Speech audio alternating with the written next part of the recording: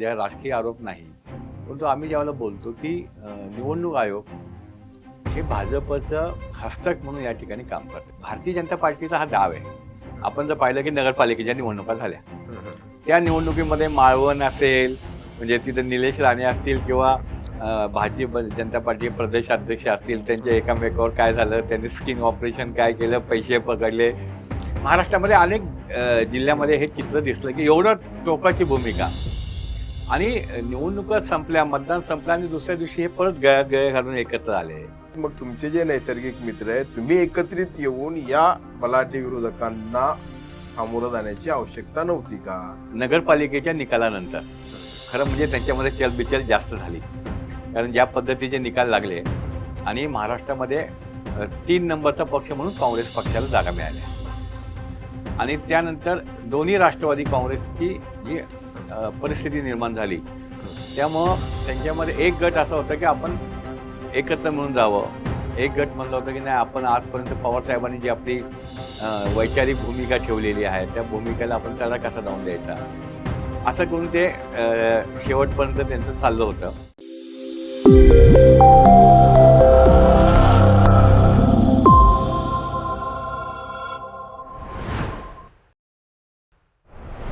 नमस्कार, top news मराठीमध्ये आपलं स्वागत. मी अरुण मेहत्रे आणि आपण पाहतात आमचा विविध क्षेत्रातील मान्यवरांसोबत दिलखुलास संवाद, अर्थात स्पेशल गेस्ट.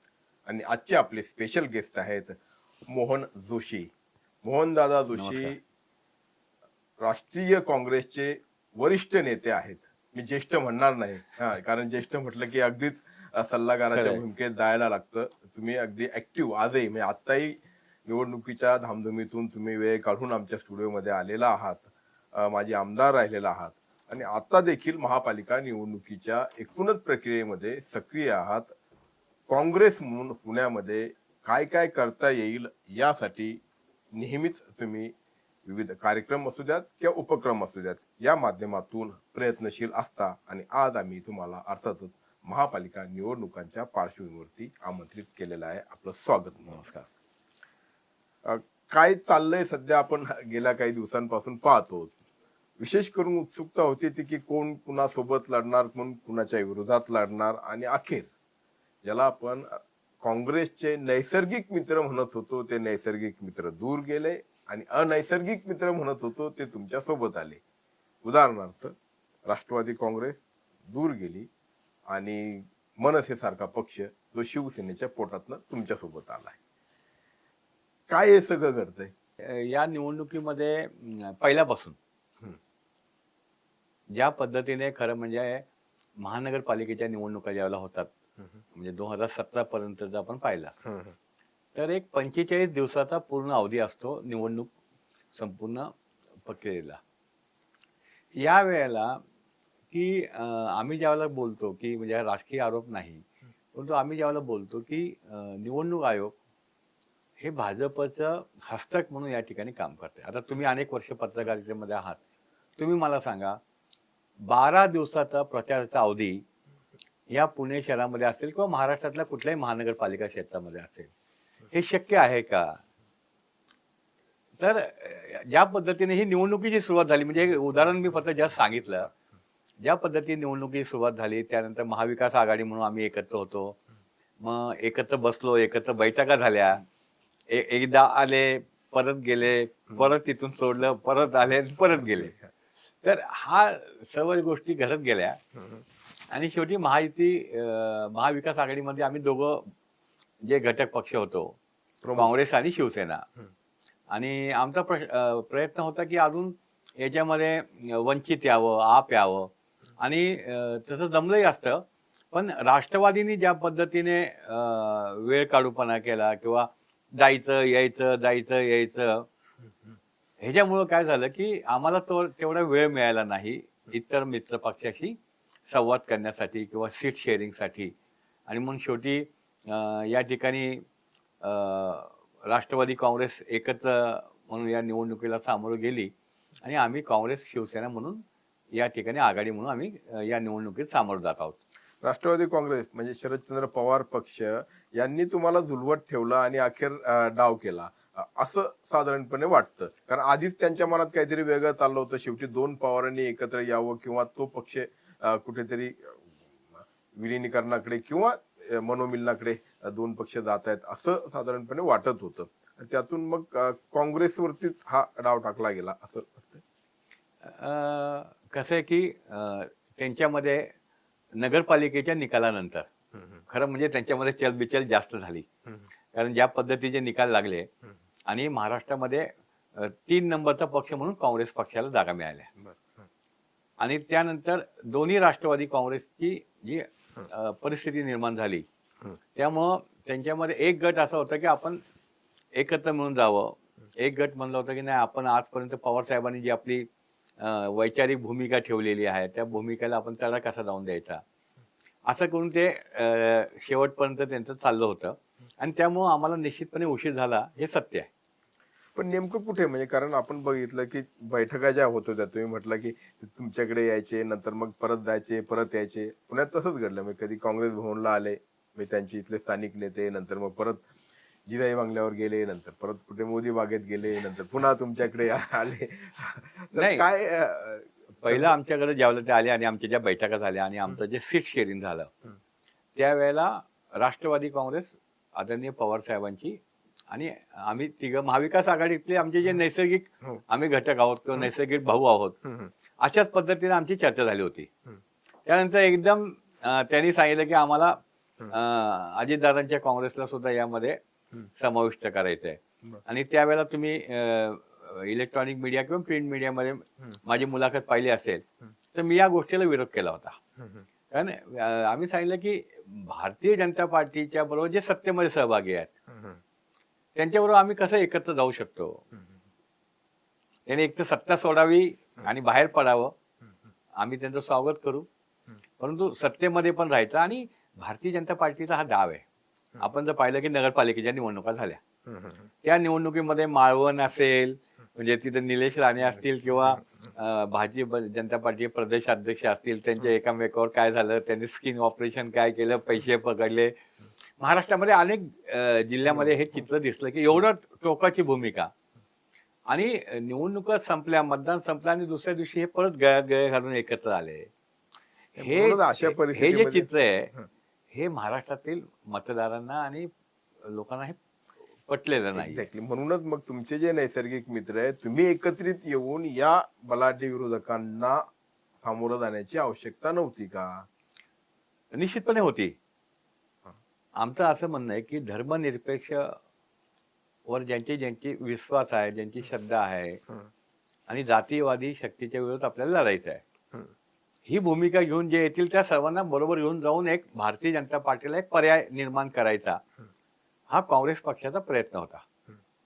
पण दुर्दैवाने नगरपालिकेच्या निकालानंतर त्यांच्यामध्ये चलबिचल झाली आणि त्यांनी आमचे साथ सोडून गेले. नाही पण इथे आता इतके वरिष्ठ नेते राष्ट्रवादी काँग्रेसचे आहेत जे स्वतः लक्ष घालत होते म्हणजे स्वतः साहेब तर अर्थातच म्हणजे ठीक आहे किती केंद्रातले किंवा राष्ट्रीय पातळीवरचे नेते असले तरी कुठे काय चाललं त्याच्यावरती त्यांचं लक्ष असतं. सुप्रिया सुळे आहेत जयंत पाटील आहेत शशिकांत शिंदे इथे येऊन गेले होते. तर असं असताना तुमच्यामध्ये एकी का घडू शकली नाही? एकीचा मुद्दा हा आमचा नव्हता. एकीचा मुद्दा त्यांचा होता. आमच्याबरोबर बैठक पण केली होती त्याने सुरुवातीला. बरोबर आहे. नंतर ते परत गेले आणि परत त्यांनी अजितदादांचं त्यांचं जमत होतं म्हणून परत आले. आमचा मुद्दा एकच होता की महाविकास आघाडीतील आम्ही सगळे एकत्र मिळून लढू. पण त्यांच्यामध्ये जी काही गडबड चालू होती हे चालू होती आणि त्यातून शेवटी प्रशांत जगताप हे राष्ट्रवादीचा राजीनामा देऊन बाहेर पडले. हा सर्व राष्ट्रवादीचा अंतर्गत प्रश्न आणि शेवटी दुसरा असं आहे की शेवटी पक्ष म्हणून भूमिका ठरवण्याचा अधिकार हा त्यांचा आहे. आम्हाला त्याच्याबद्दल बोलण्याचा काही अधिकार सुद्धा नाही. फक्त मला परत परत काय विचारतो की हा सगळा गोंधळ जो आहे ते गोंधळाची जबाबदारी कुणाला तरी घ्यायला लागणार आणि म्हणून म्हणतोय आणि तुम्ही स्पष्टपणे असं थेट म्हणजे जसं आता इतर पक्ष आता शेवटी निवडणूक आहे हे राजकारण आहे ह्याच्यामध्ये तुम्हाला थेटपणे बोलायला लागेल. तर तुम्ही हे मान्य करता का की मग ठीक आहे जे झालं ते बरं झालं असू द्यात म्हणजे आम्हाला काही त्या राष्ट्रवादी शरदचंद्र पवार पक्षाविषयी आमची काही ठीक आहे, त्यांचे अधिकार त्यांना आहेत निर्णय घेण्याचे, पण अशा पद्धतीनं बैठकांवर बैठका करायच्या आणि मग डाव सोडून जायचं, हा हा नाही, प्रकार. त्याच्यामुळे गोंधळ झाला. हम्म. लोक लोकांना आश्चर्य होतं की आज हे एकत्र बसून बैठक करतात, दुसऱ्या दिवशी दुसरीकडे बैठक करतात, परत येतात ते, परत बैठक करतात ते. हा, हा. म्हणजे हे जे चित्र आहे ना, हे लोकांना जरा शेवटपर्यंत समजत नव्हतं. आणि या संपूर्ण प्रक्रियेमध्ये काय झालं की उशीर झाला. म्हणजे जे आम्हाला सीट शेअरिंगचा मुद्दा असेल किंवा काही भूमिका घेऊन आम्हाला काही बाबा काय आपल्याला भाजपच्या विरोधात काय एक सेट करायचं आहे, या गोष्टीमध्ये उशीर झाला. आणि त्यामुळे आम्हाला अनेक मित्र पक्ष जे आहे धर्मनिरपेक्ष शक्तीच्या विश्वास ठेवणाऱ्यांना आम्हाला बरोबर घेता नाही आलं. बरं. पण आता तुमच्या निश्चितपणे जबाबदार राष्ट्रवादी काँग्रेस आहे. डेफिनेटली. आणि त्यामुळे म्हणजे फक्त ते बोलताना म्हणजे ते उत्तर यायला तुमच्याकडनं 4 प्रश्न विचारायला लागले असं म्हणतोय मी की नाही, मी वस्तुस्थिती सांगितली की शेवटी आमचं कसं असतं, काँग्रेस पक्ष हा एक राष्ट्रीय पक्ष आहे. आणि राष्ट्रीय पक्षाची आमची जी भूमिका असते ती आम्ही त्या दृष्टीने मांडत असतो नेहमी सातत्याने. आता आपल्या सर्वांना कल्पना आहे काय आज झालं आणि काय नाही. ठीक आहे. ठीक आहे. तुम्ही आता धर्मनिरपेक्ष विचारसरणीचे पक्ष आणि सगळ्यांना घेऊन सामोरं जात आहात, एकत्रित लढतात. त्याच्यामध्ये मनसे पण आता म्हणजे ठीक आहे, शिवसेनेसोबतची तुमची आघाडी झाली होती, ते महाविकास आघाडीचा घटक बनली, त्यावेळी काय अर्थात तुमचे आणि शिवसेनेचे विचार काही एक नव्हते, पण ठीक आहे. त्यात आता मनसे पण म्हणजे ज्या मनसेला तुमच्या पक्षातून मोठा विरोध होत होता, तर त्यांच्या बाबतीतला संभ्रम किंवा संदिग्धता तुम्ही आता कशी दूर करणार आहात? कारण मनसेची प्रतिमा आणि एकूण विचारसरणी ही काही तुमच्या विचारांशी जुळणारी नाहीये. नाही, अनेक प्रभागामध्ये मनसे काँग्रेसच्या विरोधात सुद्धा लढत आहेत. बर. अनेक प्रभागामध्ये आहे. आमची आघाडी झालेली आहे ती शिवसेनेबरोबर झालेली आहे. बर. आणि शिवसेना आणि मनसेने काय करावं हा त्यांचा मुद्दा आहे. बर. असं आहे. अनेक आता जर मनसे आणि आम्ही एकत्र असलो म्हणजे असं आघाडी म्हणून, ते शिवसेनेच्या बरोबर त्यांची युती झालेली आहे हे मान्य आम्हाला. बर. परंतु आता अनेक प्रभागामध्ये काँग्रेसच्या उमेदवाराच्या विरुद्ध मनसेचे उमेदवार आहेत. अनेक उदाहरण आहेत ते प्रभाग. पण याच मुद्द्यावरती आपण बघितलं की मुंबईमध्ये तुम्ही जर मनसेला सोबत घेणार असाल तर आम्ही तुमच्या सोबत येणार नाही अशी स्पष्टपणे भूमिका घेतली गेली आणि तसा निर्णय होऊन तेच काँग्रेसने ती भूमिका घेऊन ते एकटे लढलो आम्ही. आता तिथं लढतोय आम्ही. वंचित आमच्या बरोबर आहे. बरोबर आहे. पण मुंबईत वेगळं आणि पुण्यात वेगळं किंवा इतर ठिकाणी वेगळं असं स्थानिक स्वराज्य संस्थेच्या ज्यावेळेला निवडणुका होतात ना, त्यावेळेला स्थानिक पातळीवरच्या वेगवेगळ्या आघाड्या असतात. राष्ट्रीय ज्यावेळेला निवडणुका होतात, लोकसभा असतील, विधानसभेच्या असतील, त्या वेगळ्या पद्धतीने लढवल्या जातात. परंतु अनेक महानगरपालिकेचे तुम्हाला मी सांगतो, राज्यातल्या 29 महानगरपालिकेपैकी 1-2 अजून महानगरपालिका अशा आहेत की जिथं शिवराज्य आघाडी म्हणून एकत्र जातात. त्या सर्व भाजप सोडून सर्व पक्ष वगैरे असतात. असं स्थानिक पातळीवर त्या ठिकाणचे जे आमचे काँग्रेस कमिटी असतात किंवा बाकीचे असतील किंवा जी परंपरा आलेली आहे, अनेक वर्षानुवर्ष आलेली आहे. खरं म्हणजे यापूर्वी स्थानिक स्वराज्य संस्थेच्या किंवा नगरपालिकेच्या नगरपंचायती निवडणुका आल्या कधी, गेल्या कधी, हे लोकांना माहीत सुद्धा नाही पडायचं. कारण ते इतक्या साध्या पद्धतीने त्या ठिकाणी कधी सिम्बॉलचा वापर होत नव्हता, काय नव्हता. यावेळेला पहिल्यांदा ज्या पद्धतीने ही निवडणूक झाली, त्या निवडणुकीमध्ये ज्या म्हणूनच काँग्रेसमध्ये हा जो काही गोंधळ आहे ना की मुंबईमध्ये विचारसरणीचा विचार करायचा किंवा मनसेची विचारसरणी किंवा त्यांची कार्यपद्धती किंवा एकूणच त्यांचं आतापर्यंत राजकारण, आणि दुसरीकडे मात्र स्थानिक पातळीवरती आघाड्या होत असतात, युती होत असते असं म्हणत दुसरीकडे त्या भूमिकेचं समर्थन करायचं. ही काँग्रेसची भूमिका जी आहे ती संदिग्ध अशी आहे किंवा सामान्य कार्यकर्त्याच्या मतदाराच्या मनामध्ये संभ्रम निर्माण करणारी आहे. नाही, ही भूमिका आमची जी आहे ती भूमिका आमची स्पष्ट आहे. आम्ही जर आघाडी म्हणून एकत्र गेलो असतो तर ती गोष्ट वेगळी होती. आमची आघाडी फक्त शिवसेनेची आहे. चला पुढे जाऊयात आपण. आता निवडणुकांच्या पार्श्वभूमीवरती जो एक काय म्हणता येईल एक प्रकारचा हवा असते, अमुक एका पक्षाची, अमुक एका आघाडीची किंवा युतीची हवा आहे आणि मग इकडून तिकडे तिकडून इकडे असा सगळा प्रवास कार्यकर्त्यांचा नेत्यांचा होत असतो. तुमच्या पक्षातले बरेच लोक अलीकडच्या काळामध्ये बाहेर गेले. आता विशेष करून मग राष्ट्रवादी काँग्रेसमध्ये असू द्यात किंवा मग आणखी काय आता याच्यामध्ये माझे नावं जे आले म्हणजे दत्ता बहिरट, तुमची शिवाजीनगर मधनं निवडणूक लढवली होती, चांगली मतं त्यांना पडली होती. अं, का या लोकांचा तुमच्यावरती म्हणजे तुमच्या पक्षांवरती त्या क्षमतांवरती विश्वास नाही राहिला का लोक हे सोडून जातात? असं नाही की ज्यावेळेला राष्ट्रवादी आमच्याबरोबर होती त्यावेळेला हा काही मुद्दा नव्हता. म्हणजे अनेक प्रभाग असे आहेत की जिथं महाविकास आघाडी म्हणून आम्ही आमचं प्राबल्य आहे, प्रभुत्व आहे. त्यातला शिवाजीनगर विधानसभा मतदारसंघ आहे. त्या मतदारसंघामध्ये ज्या प्रभागातनं दत्ता बहिरट हे निवडणूक लढवतात त्या ठिकाणी निलेश निकम आणि विनोद ओरसे हे राष्ट्रवादी काँग्रेसचे त्या ठिकाणचे उमेदवार होते. आणि साने म्हणून SC प्रवर्गातले. तर 3 उमेदवार एका ह्याच्यातनं आल्यामुळं आणि तिथं समीकरण जे होतं तिथलं प्रभागाचं ते न जुळल्यामुळं त्यांना तिथं जावं लागलं. परंतु ते भारतीय जनता पार्टीमध्ये किंवा एकनाथ शिंदेच्या पक्षात नाही गेले, तर ते राष्ट्रवादीमध्ये गेले.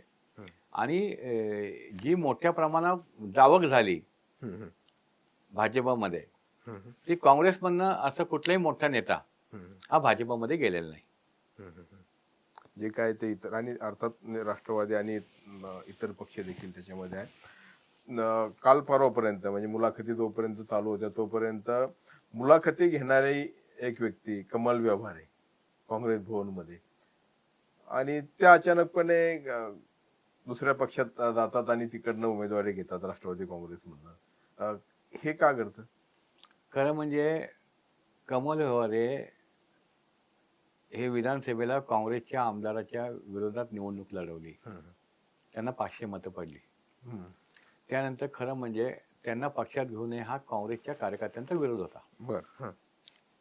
तरी सुद्धा घेतलं. घेतल्यानंतर त्यांना ज्यांनी त्या समन्वय समितीमध्ये मेंबर म्हणून नेमलं त्या दिवशी पुण्यातील काँग्रेसच्या कार्यकर्त्यांच्या मध्ये फार मोठी अस्वस्थता झाली होती की आपण काय करतोय, आपण कुठला मेसेज देतोय कार्यकर्त्यांमध्ये. म्हणजे तुम्ही पक्षाच्या उमेदवाराविरुद्ध विधानसभा निवडणुका लढवा, परत पक्षात या, परत तुम्हाला आमच्या शहराची जी सर्वात महत्वाची समिती आहे त्या समितीमध्ये तिकीट वाटपामध्ये तुम्ही बसा आणि कार्यकर्त्यांनी त्या निष्ठावान कार्यकर्त्यांनी त्यांच्या पुढे उमेदवारी मागायची.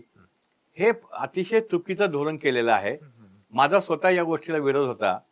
आणि ज्या पद्धतीने हे काय घडलेलं आहे अशा पद्धतीच्या राजकारणामुळेच पक्षाचं नुकसान होत आहे.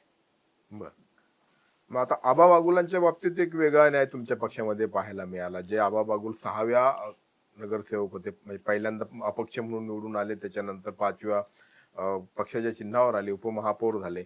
आणि त्यांचं असं म्हणणं म्हणजे ठीक आहे अर्थात की मला आतापर्यंत जे मिळायला पाहिजे होतं ते मिळालं नाही आणि त्यांनी अपक्ष ते लढले, विधानसभा लढले, पण त्यांना मात्र तुमच्या पक्षांनी परत घेतलं नाही.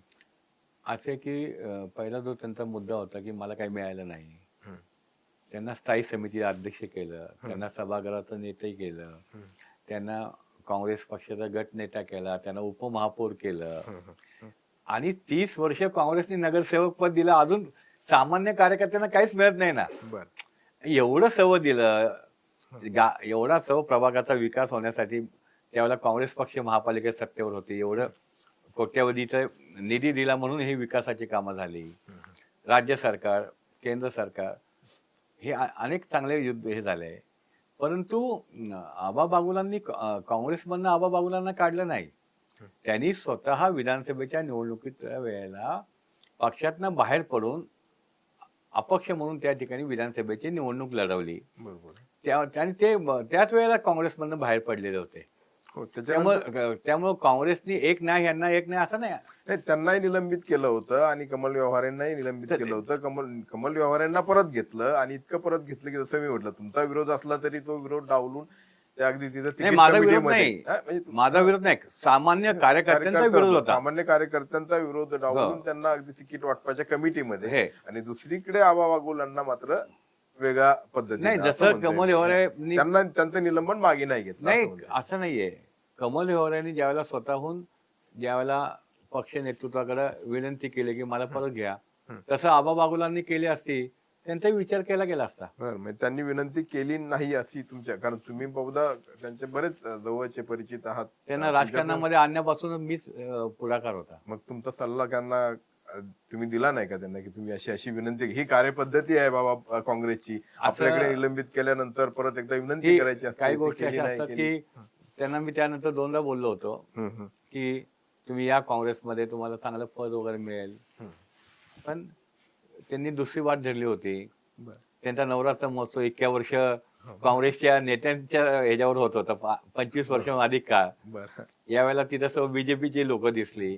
त्यानंतर लोकसभेच्या निवडणुकीच्या वेळेला त्यांनी इच्छुक उमेदवारी मागणं ठीक आहे, पण नागपूरला जाऊन देवेंद्र फडणवीसांची भेट घेणं, बावनकुळेंची भेट घेणं, आणि एवढं करून सुद्धा या महापालिकेच्या निवडणुकीच्या 8 दिवस आधी तिकीट वाटपाच्या वेळेला बावनकुळे पुण्यात आलते, त्यावेळेला सुद्धा ते त्यांना भेटायला गेले, तरी सुद्धा भारतीय जनता पार्टीने त्यांना तिकीट नाही दिलं.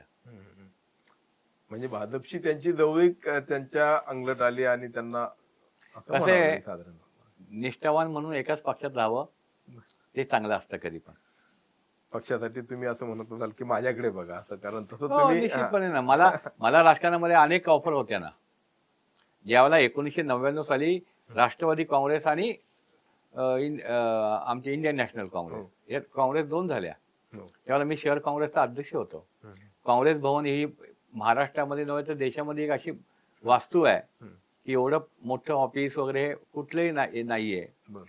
तर तिथं मला फार मोठा आग्रह होता. मी जर गेलो असतो तर काँग्रेस भवन सुद्धा राष्ट्रवादीकडे गेलं असतं, मला मोठं पद मिळालं असतं, पण मला माझ्या पक्षाची जी निष्ठा आहे, माझं काँग्रेस भवन जे माझं आहे, हे आमच्या रक्तात नाही. पण आता काँग्रेससाठी म्हणून तुम्ही इतकं एकनिष्ठ राहिलात, पण त्या काँग्रेसमध्ये ठीक आहे निष्ठा ह्या दाखवल्या जातात, मात्र प्रचंड गटबाजी ही आपल्या शहर काँग्रेसमध्ये, महानगर काँग्रेसमध्ये, कारण काय पुणे हे एका प्रदेशासारखं केंद्र आहे म्हणून प्रचंड गटबाजी इथे वेळोवेळी दिसून येते. पण अगदी छोट्या छोट्या गोष्टीमध्ये किंवा आता तर निवडणुकीच्या निमित्ताने प्रशांत जगताप या पक्षात येणार, त्याला देखील तुमच्या इथला लोकांनी विरोध केला. आता विद्यमान अध्यक्ष जे आहेत त्यांनी त्याविषयी नाराजी व्यक्त केली. म्हणजे कुणाचंच कुणाशी म्हणजे बागवे एकीकडे, तुमचे अरविंद शिंदे एकीकडे, आता नवीन जगताप आले तर ते एकीकडे, मध्ये रवींद्र धंगेकर येऊन गेले, त्यांचं आणखीन वेगळंच काहीतरी होतं. तर कसं असतं की कुठला राजकीय पक्ष असा आहे, मला तुम्ही सांगा, पुण्यात भारतीय जनता पार्टी आहे. भारतीय जनता पार्टीमध्ये काय किती गट आहेत? अनेक गट आहेत ना. त्यांच्यामध्ये मतभेद पण भरपूर आहेत. तर लोकशाहीमध्ये हा प्रत्येक राजकीय पक्षामध्ये असतं. पण काँग्रेस पक्षाचं एक वैशिष्ट्य असतं की एखादा व्यक्ती स्वतःच काही अजेंडा घेऊन किंवा त्याच्या अस्तित्वाची जर भीती वाटायला लागली, पण शेवटी पक्ष ज्यावेळेला विचार करतो, ज्यावेळेला प्रशांत जगतापांना काँग्रेसमध्ये घेण्याचा निर्णय हा काँग्रेस श्रेष्ठींनी घेतला. काँग्रेस श्रेष्ठी ज्यावेळेला निर्णय घेतात तो पक्ष हिताचा निर्णय घेतात. आणि एखादा जर कोणी असेल की त्याला स्वतःच्या अस्तित्वाची भीती वाटत असेल, हा त्यांचा मुद्दा आहे. आणि आमच्याकडे जे आहे ते आम्ही सर्व एकत्र मिळून निवडणुकीला सामोरं जात असतो. ही आजपर्यंतची परंपरा आहे. ठीक आहे, मतभेद असतात, मनभेद होत नाही, गटबाजी असते, पण ज्यावेळेला लढाईची वेळ असते त्यावेळेला आम्ही सर्व एकत्र येऊन सर्व विसरून निवडणुकीला सामोरं जात असतो. ही काँग्रेसची एक परंपरा आहे. मुळातच आता ठीक आहे की म्हणजे गटबाजी असताना म्हणजे अनेक गट असतील आणि त्यांचा समूह, मुळातच पक्ष आता एका गटापुरता राहिला, म्हणजे अगदी वस्तुस्थिती आहे. तुम्हाला पटणार नाही शब्द, पण मुळातच जर पक्ष एवढा कमजोर झालेला आहे आणि त्यात अशा पद्धतीनं जर म्हणजे मध्ये तर एक शिष्टमंडळ काही महिन्यांपूर्वी मुंबईत गेलो होतो तुमच्या प्रभारींना भेटायला की पुण्याचे शहराध्यक्ष बदला वगैरे, अशा पद्धतीचं देखील काही घडलं. कार्यकर्त्यांच्या भावना असतात. बरं. आणि त्या भावना जर आपल्या पक्षश्रेष्ठीत्व मांडल्या त्यात चुकीचं काय असे ना. बरं. मग त्या भावनांचा विचार कितपत होतो? पण आता कधी होतो, कधी काय डिले होतो, कधी हे होतात असं. रवींद्र धंगेकर तुमच्याकडे का नाही टिकलो? आता एवढं आले, आमदार झाले तुमच्याकडनं, म्हणजे इतिहास घडवला आणि त्याच्यानंतर मग तुम्ही त्यांना याची लोकसभेची उमेदवारी दिली, ती देखील त्यांनी चांगल्या पद्धतीनं लढवली किंवा एकूण पक्ष काँग्रेसची ताकद दिसून आली. त्यांचं काय झालं नेमकं, म्हणजे का नाही टिकले? हे तुम्ही त्यांनाच विचारलं पाहिजे ना. अगदी, पण तुमच्या पक्षातनं गेले म्हटल्यानंतर शेवटी कसं आहे की पालकाच्या तुम्ही पण त्यांचा प्रचार करायला किंवा एकूण त्या सगळ्या निवडणुकीमध्ये आघाडी होते. मी काँग्रेसच्या प्रत्येक निवडणुकीमध्ये काँग्रेस पक्षाची भूमिका, ध्येय, धोरणं घेऊन निवडणुकीला सामोरं जात असतो. उमेदवार कोण आहे हा महत्वाचा नसतो. बरं. काँग्रेसचं चिन्ह आणि हे महत्वाचं असतं. हं. आता एवढं सर्व त्यांना दिल्यानंतर ते का गेले हं. हे आम्हाला अजून समजलंच नाहीये. हा प्रश्न तुम्ही त्यांनाच विचारला पाहिजे. आणि त्यांनी ती भूमिका अजून पण स्पष्ट पण नाही केली. काय बोलता म्हणजे हो. पक्षात या विषयावरती काय, कारण एवढा मोठा नेता, मी का म्हणतो एवढा मोठा नेता, की जो विपरीत परिस्थितीमध्ये आमदार झाला होता, पण काँग्रेसकडून आमदार झाला होता, पंजाच्या चिन्हावर खूप दिवसानंतर इथे कुठेतरी पंजा पंजा पंजा असं एक प्रकारची संजीवनी पक्षाला मिळते की काय, असं वातावरण निर्माण झालं होतं. आणि मग तो नेता जातो आणि तुम्ही म्हणता की आम्हाला माहित नाही ते का गेले, नाही, काहीतरी नाही. आत्मचिंतन आम्हाला किंवा काहीतरी नाही, नाही. चर्चा. आम्हाला माहित नाही असं नाही मी म्हणत. ते का गेले हं. हे त्यांना विचारलं पाहिजे आपण. हं. ते गेले हे आम्हाला आश्चर्य आहे बरं. की एवढं त्यांना भरभरून दिलं ना. हं. मग एवढं दिल्यानंतर सुद्धा काय काय असं होतं की ते पक्ष सोडून गेले. बरं. हा प्रश्न तुम्ही त्यांना एका मुलाखतीत नक्की विचारा. नाही, डेफिनेटली नक्की विचारा ना. आम्ही याच्या आधी विचारलं, पण तुम्ही म्हणता तसं आता ते त्यांची कारणं अनेक असतील, वेगळी आहेत सगळी.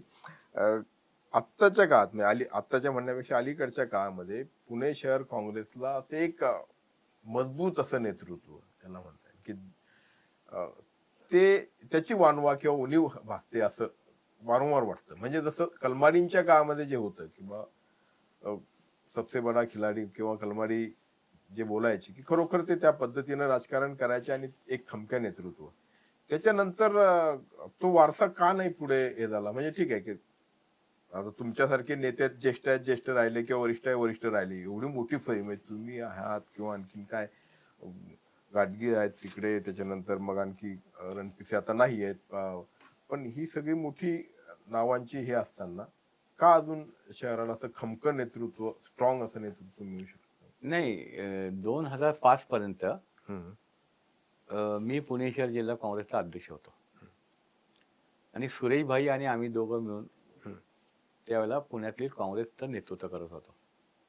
सुरेश भाई दिल्लीमध्ये खासदार म्हणून पुण्याच्या अनेक विकासाच्या प्रश्नाच्या संदर्भामध्ये सातत्याने पाठपुरावा करायचे आणि त्यामध्ये काँग्रेस यशस्वी व्हायची. पण स्थानिक पातळीवरती ज्यावेळेला मी अध्यक्ष म्हणून काम करायचो त्यावेळेला काँग्रेस ही मजबूत होती. महापालिकेच्या 2 निवडणुका झाल्या, त्या दोन्ही निवडणुकीमध्ये काँग्रेस पक्षाने बहुमत मिळवलं. म्हणजे नेतृत्व आणि संघटना ज्यावेळेला एकत्र असते त्यावेळेला निश्चितपणे 2005 पर्यंत ज्यावेळेला मी अध्यक्षपद सोडलं 2005ला, त्यानंतर 2005 पासून जो पुढचा टप्पा जर आपण पाहिला तर जे नेतृत्व शहराला मिळालेलं आहे किंवा जे नेते म्हणून राहिले हे काँग्रेस का कमी कमी होत गेली यात सुद्धा कुठेतरी आपण कारण मीमांसा करणं महत्वाचं आहे. आणि म्हणून नेतृत्व असं काही नाही, नेतृत्व काय, नेतृत्व सर्वसामान्य लोकांमधनं पुढे आलेले लोक नेतृत्व करतातच ना. पण राजकारण बदललं, पुण्यातलं राजकारण बदललं. ज्या पद्धतीचं राजकारण हे सुरू झालं म्हणजे विशेषतः 2014 नंतर भारतीय जनता पार्टीने केंद्रामध्ये, राज्यामध्ये आणि महापालिकेमध्ये सत्ता आल्यानंतर ज्या पद्धतीने त्यांनी राजकारण सुरू केलं त्यामुळे हे सर्व घडी विस्कळीत झालेली आहे. पण पुण्याचा जर विचार केला तर पुण्यामध्ये काँग्रेसला एक मोठा जनाधार आहे, काँग्रेसचा मतदार आहे मोठा. म्हणजे आपण लोकसभेच्या निवडणुकीतून ज्या म्हणजे मतसंख्येतून जिथं ज्या भागात कार्यकर्ते नाही तिथं मतदान झालेलं आहे. म्हणजे काँग्रेसचा मतदार आहे. पण मग तो तुम्हाला एनकॅश करता येत नाही, हे अपयश आहे ना. किमान स्थानिक पातळीवर याचा तर विचार करायला तुम्ही तिकडे केंद्रावरती आणि राहुल गांधींवरती नाही, विचार करण्यासारखी गोष्ट आहे. आणि विचार करू आता महापालिकेच्या निवडणुकीत विजयी होऊ, चांगल्या पद्धतीने आम्ही आघाडी म्हणून सामोरं जाऊ. आणि जे वातावरण गेल्या 8-10 दिवसामध्ये लोकांच्या मध्ये दिसतंय की भारतीय जनता पार्टीला आता लोक कंटाळली आहे आणि लोकांना काँग्रेस हवी आहे. म्हणजे जो भाजपाचा मतदार होता, कट्टर भाजपाचा मतदार, त्याला सुद्धा असं वाटतं की या देशाचे पुढचे पंतप्रधान हे राहुल गांधी झाले पाहिजे. कारण अनेक वेळा प्रवासामध्ये, विमानात असेल, रेल्वेत असेल, पुणे शहरामध्ये अनेक भागामध्ये फिरताना ज्यावेळेला लोक स्वतःहून भेटतात आणि त्यांची रिॲक्शन येते, ही एक बदलाची नांदी आहे. आणि पुढच्या काळामध्ये काँग्रेस पक्ष आणि आदरणीय नेते खासदार राहुल गांधी यांचं नेतृत्व, कारण ते जे काम करण्याची त्यांची शैली आहे, सत्य बोलणं, कुणाला घाबरायचं नाही, म्हणजे त्यांच्या म्हणजे आमच्या नेत्या आदरणीय श्रीमती सोनियाजी गांधी असतील, राहुलजी असतील आणि बाकीच्या नेत्यांना सुद्धा ईडीने चार्जशीट दाखल केलं, त्यांना 12 तास पोलिसांच्या स्टेशनमध्ये टॉर्चर केलं, हे केलं आणि शेवटी कोर्टाने ते क्लीन चिट दिली. बर हे आरोपपत्र होऊ शकत नाही नॅशनल हेरॉल्डच्या केस. अशा पद्धती म्हणजे भारतीय जनता पार्टीने काहीच सोडलं नाही आणि हे सर्व देशातली जनता बघत असते. पण आता महापालिकेची निवडणूक काय त्या मुद्द्यांवरती लढली नाही जाणार निश्चितपणे ना. नाहीये. मी तुम्हाला एक जस्ट बदलाचं सूचक हे सांगितलं. येणारा जो काळ आहे, महानगरपालिकेची निवडणूक ही पुणे शहराच्या प्रश्नावरती ही निवडणूक आहे. परंतु ही निवडणूक पुणे शहराच्या प्रश्नावर असताना 2017 साली महानगरपालिकेच्या इतिहासामध्ये कुठल्याही राजकीय पक्षाला आजपर्यंत 100 नगरसेवक कोणीही निवडून दिलेले नव्हते. 100 नगरसेवक निवडून दिले. एक लोकसभेला खासदार, एक राज्यसभेला खासदार, एक केंद्रात मंत्री, राज्यात 2-2, 3-3 मंत्री, एवढी पॉवर पुणेकरांनी दिली. विधानसभेला 8 आमदार निवडून दिले. हे सर्व झाले असताना माझं, तुम्ही एक पत्रकार म्हणून ह्या सर्व गोष्टींना साक्षीदार असता की तुम्ही बघत असता काय आज पुण्याची अवस्था आहे, कुठे गेलं खड्ड्यातलं आपलं पुणे, काय गुन्हेगारी आहे, काय दहशत आहे. आता गुन्हेगारीचा उल्लेख केला म्हणून आता त्या दोन पक्षांनी म्हणजे विशेष करून राष्ट्रवादी काँग्रेस अजित पवारांची, त्यांनी तर गुन्हेगारी पार्श्वभूमी असलेल्या लोकांच्या कुटुंबात उमेदवारी दिली आहे. आंदेकरांचं नाव घेतलं जातं, नंतर तिकडे काय मारणे आहे, आणखी कुठले भाजपकडून तिकडे धाडवे का कोण आहे, आणि तर ही सगळी तुमच्या पक्षात अशी किती आहेत काय? आम्ही एक सुद्धा गुन्हेगाराला तिकीट दिलेलं नाही. काँग्रेस पक्षाने यावेळेला 50% नवीन चेहरे दिले तरुण. सर्वात 28 वर्षाचा एक तरुण आहे आमचा, जो M.Com, B.Com, MBA केलेला आहे तो. बर आणि असे तरुण चेहरे दिलेत, स्वच्छ प्रतिमा दिलेत. गुन्हेगारची प्रवृत्ती आम्हाला म्हणजे जे सत्तेमध्ये आहेत भाजप बरोबर, आता काल त्यांच्याच केंद्रीय मंत्र्यांनी त्या गुन्हेगारीबद्दल बोललेले आहेत. म्हणजे जे भाजप बरोबर सत्तेमध्ये आहेत, युतीमध्ये आहेत, त्यांना त्यामध्ये भाजपने सुद्धा दिले ना गुन्हेगारांना तिकीट, आणि ह्यांनी पण दिली. ह्यांना असं आहे की मसल पॉवर आणि मनी पॉवर याच्यावर ह्या निवडणुका जिंकायच्या. कारण लोक त्यांच्या बरोबर नाहीये हे त्यांना माहित पडलेलं आहे. पण तुम्ही देखील आधी हेच करत होता ना, म्हणजे काँग्रेस ज्यावेळेस सत्तेमध्ये इथे यायची किंवा महापालिकेमध्ये, आता आंदेकर हे आज राष्ट्रवादीमध्ये आहेत, पण आधी पण त्यांची म्हणजे ते तर कुटुंब काँग्रेसचं होतं आधी. त्यांच्या घरातून त्यांचे 4-4 नगरसेवक निवडून आलेले आहेत. नाही, काँग्रेसमध्ये जे आंदेकर होते ते महापौर झाले होता, वत्सला आंदेकर. पण त्यांची कुठलीही गुन्हेगारी अशी काही पार्श्वभूमी नव्हती. कुटुंबाची म्हणतोय मी, हे कुटुंब असताना शेवटी आज ते मग अजितदादा तेच सांगतात की यांच्या घरातल्या महिलांना म्हणजे असं नाही बघण्याचा दृष्टिकोन काय बदलत नाही ना. की काँग्रेसने कधीही अशा राजकारणामध्ये आम्ही राजकारणामध्ये तिकीट वाटपामध्ये कधी असं केलं नव्हतं प्रकार. असं असताना तुम्ही म्हणता की यावेळी तुमची सत्ता येणार, हे सगळं असं असतानाही भारतीय जनता पक्षाकडे जाणाऱ्यांचा ओघ का मोठा आहे? म्हणजे जे लोक सोडून जात आहेत त्यांच्याकडे तुम्ही बघा की एवढं उमेदवारीसाठी काय म्हणजे रस्सीखेच नाही, तर महायुद्ध सुरू आहे, असं सुरू आहे. तर याचा अर्थ ते कुठे स्ट्रॉंग आहेत. कारण असं आहे, ज्या पद्धतीने पैशाचा वापर केला गेला, म्हणजे नगरपालिकेच्या निवडणुकीमध्ये ज्या पद्धतीचा पैशाचा वापर केला गेला, महापालिकेच्या निवडणुकीमध्ये त्यांनी निवडणूक आयोग काही नाही, ज्या पद्धतीने प्रभागाची रचना केली, संपूर्ण शासकीय यंत्रणा आपल्या ताब्यात ठेवली.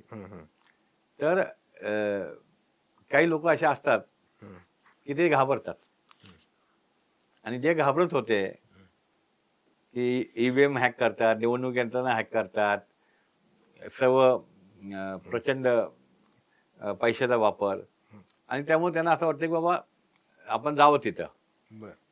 त्यामुळे ते लाईन लागली. पण काँग्रेसमधून जाण्याची लाईन त्याच्यामध्ये नाहीये कोणाची. कारण आम्ही लोक आहोत ना, आम्हाला एक निश्चित विश्वास आहे. पुणेकर हा अतिशय सुज्ञ असा पुणेकर आहे. तो शांत असतो. परंतु ज्यावेळेला वेळ येते दाखवायची, 15 जानेवारीला पुणेकर मतदार हे भारतीय जनता पार्टीला गेल्या 7 वर्षामधला कारभार असेल, भ्रष्टाचाराचा महामेरू असेल, विकासाचा एक सुद्धा प्रकल्प त्यांनी आजपर्यंत पूर्ण केलेला नाही. मी तुम्हाला पाहिलं तेवढी यादी सांगू शकतो. नाही, त्यांच्याकडे जी यादी दिली जाते, म्हणजे मी काही त्यांचा हे म्हणून नाही, पण आता सांगितलं जातं बाबा मेट्रो आमच्यामुळे झाली, आमच्या काळामध्ये PMRDA ची स्थापना झाली, आमच्या काळामध्ये नदी सुधार प्रकल्प राबवला जातोय, आमच्या काळामध्ये आणखी काय. तर असं नाही, यादी त्यांच्याकडनं बरीच दिली जाते. आता त्यांचे शहरात शिवाय काय निवडणूक प्रमुख इथेच येऊन गेले याच परिस्थिती येऊन, आता पुणे शहर हे कात टाकते वगैरे एक गोष्ट सांगू मी थोड्या तुम्हाला. वेदना सहन कराव्या नाही, लागतील. माझं कसं आहे तुम्हाला एक गोष्ट सांगतो. भारतीय जनता पार्टी काय करते? भारतीय जनता पार्टी ही इव्हेंट करण्यामध्ये पटाईत आहे. फक्त इव्हेंट करायचा. नदी सुधार प्रकल्प हा पुण्यात पहिला टप्पा काँग्रेसने केलेला आहे. यावेळेला काँग्रेसची महापालिका. मी तुम्हाला आकडेनिशी कुठल्या साली केलं, काय केलं, ते चॅनलाइज करायचं काम ते सुद्धा काँग्रेसने केलं. पुणे मेट्रो ही काँग्रेसने आणली. कमलनाथ हे ज्यावेळेला नागरी मंत्री होते अर्बन डेव्हलपमेंट मिनिस्टर केंद्रामध्ये, आणि पवार साहेब आणि खासदार सुरेश कलमाडी होते, त्यावेळेला पुणे मेट्रो आली. केंद्राने पहिली सुरुवात तिथं केली. 2014ला पृथ्वीराज चव्हाण साहेब मुख्यमंत्री असताना आणि मी आमदार असताना नागपूरच्या अधिवेशनामध्ये पुणे मेट्रो आणि नागपूर मेट्रोची घोषणा होऊन कामाची सुरुवात झाली. दुर्दैवाने डिसेंबरला अधिवेशन संपलं आणि मार्चमध्ये निवडणुका झाल्या आणि सत्ता बदल झाला. पुणे मेट्रो आमची आहे. देशामध्ये पहिली मेट्रो शीला दीक्षितांनी दिल्लीमध्ये उभं केलं. त्यानंतर देशाच्या प्रत्येक ह्याच्यात मेट्रो आणली कोणी? काँग्रेस. BRT पण तुमचीच होती जी आता मोडावी लागली, मोडीत काढावी लागली BRT. नाही, मोडीत काढावी लागली हे त्यांचं हे आहे. आणि असं असताना परत अनेक नवीन टप्प्यामध्ये त्यांनी BRT सुरू केल्या. आमचं असं म्हणणं आहे की हे जे तुम्ही सांगितलं, नदी सुधार सांगितलं, मेट्रो सांगितलं, सगळं काँग्रेसने केलेलं आहे. आणि मला एक साधं सुना, जायका प्रकल्प खासदार अनिल शिरोळ होते 2014ला. पर्यावरण मंत्री प्रकाश जावडेकर होते. त्यांनी जायकाकडनं निधी आणला, घोषणा झाली. त्याला आज 10 वर्ष होऊन अधिक काळ झालाय, पण अजूनपर्यंत तो काय बालगंधर्वमध्ये नागरी सत्कार करून घेतला. कुठे जायका, कुठे 24/7 पाणी पुरवठा, असे अनेक प्रकल्प. भारतीय जनता पार्टीने स्मार्ट सिटीचं काय केलं सांगा मला. स्मार्ट सिटी मध्ये काय एक तरी काम दाखवा की त्यांना गुंडाळून लागली. स्मार्ट सिटी म्हणजे नेमकं आहे काय हे सुद्धा कळू शकलं नाही. आणि त्या उलट पंतप्रधान मनमोहन सिंग असताना JNRVच्या माध्यमातून हजारो कोटी पुण्यात आले ना. आता अलीकडच्या काळात जे काही पक्षप्रवेश किंवा इकडून तिकडे जाणं झालं, त्या सर्वाधिक चर्चेत राहिलेला पक्षप्रवेश हा तुमच्याकडे. म्हणजे जे तुम्ही म्हणता, म्हणजे आपण म्हणत असलो की जरी तिकडे सगळे जात आहेत, पण तुमच्याकडे जे प्रशांत जगताप आले त्याची चर्चा सर्वाधिक झाली. त्यांनी पक्ष बदलताना किंवा राष्ट्रवादी सोडताना कारण दिलेलं असेल वेगवेगळं, पण त्यांच्या येण्याने काय तुम्हाला असं वाटतं की कितपत फायदा होणार, किती महत्वाचं आहे त्यांचं? नाही, त्यांच्या प्रवेशामुळे एक नवीन तरुण पुरोगामी विचाराचा आश्वासक व्यक्तिमत्व असलेलं आणि पुणेकरांचा आणि महाराष्ट्रामध्ये अनेकांना आवडलेली त्यांची भूमिका असेल. त्यांनी सत्तेला सोडून ते भाजपमध्ये नाही गेले, ते एकनाथ शिंदेच्या पक्षात नाही गेले, तर त्यांनी वैचारिक भूमिका घेऊन, पुरोगामी भूमिका घेऊन तो पक्ष सोडला. आणि त्यांना एक माहित होतं की या देशामध्ये या पुढच्या राजकारणामध्ये फक्त काँग्रेस पक्षच भाजपला टक्कर देऊ शकतो, आणि म्हणून ते काँग्रेसमध्ये आले. निश्चितपणे त्यांचा फायदा होईल आणि येणाऱ्या दिवसामध्ये काँग्रेस पक्ष अधिक जोमाने एक बळकट होईल आणि आम्ही पुणेकरांचे प्रश्न घेऊन सातत्याने एक चांगलं प्रबल असं काँग्रेस पक्ष म्हणून जाऊ. शेवटचा म्हणजे एक किंवा दीडच प्रश्न असा जो आहे तो म्हणजे पहिला प्रश्न असा की काय 16 तारखेचे निकाल असतील? काय वाटतं तुम्हाला की 15 तारखेला निवडणूक झाली आणि 16 तारखेला काय स्वरूपाचे निकाल असतील? मी जे मगाशी जसं सांगितलं की मी असं नाही म्हणणार की महापौर आमचा होईल, हे होईल, ते होईल, असं मी बोलणार नाही. परंतु काँग्रेस पक्षाची जी महाविकास आघाडीची आघाडी आहे त्या आघाडीशी शिवाय पुण्यामध्ये सत्ता येणार नाही. बरं. आणि ही निवडणूक तुम्ही कुणाच्या नेतृत्वाखाली लढता? जसं भारतीय जनता पक्ष सांगतोय की आमचे मंत्री आहेत, हे केंद्रीय मंत्री आहेत, हे मुरलीधर मोहोळ, हे यांच्या नेतृत्वाखाली आम्ही निवडणूक लढतो आहोत, किंवा आणखीन अजित पवार तर स्वतः आहे.